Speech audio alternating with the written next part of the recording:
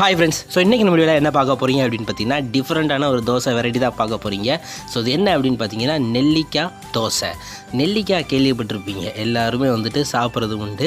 நெல்லிக்காய் வந்துட்டு ஜூஸ் போட்டு குடிப்பாங்க, நெல்லிக்காவை அப்படியே சாப்பிடுவாங்க, இந்த முழு நெல்லிக்காவை. அதில் அவ்வளோ விட்டமின் சி சத்து இருக்குது அப்படின்னு சொல்லுவாங்க. ஸோ அதை நம்ம வந்துட்டு தோசையில் போட்டு சாப்பிடுவோமே, ஒரு டிஃப்ரெண்ட்டாக இருக்கட்டும் அப்படின்னு சொல்லிட்டு அந்த நெல்லிக்காய் வந்துட்டு நல்லா துருவி வச்சுட்டேன். அதோடு சேர்ந்து மிளகாவையும் நல்லா துருவி வச்சுட்டேன்.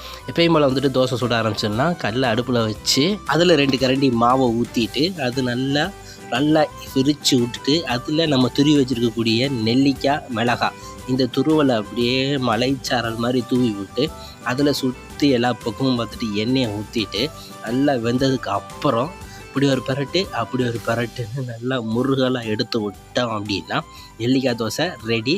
பிடிச்சிருந்துச்சுன்னா நீங்கள் ட்ரை பண்ணி பாருங்கள். நம்ம சேனலுக்கு சப்ஸ்கிரைப் பண்ணி விடுங்க, வீடியோவை லைக் பண்ணுங்கள்.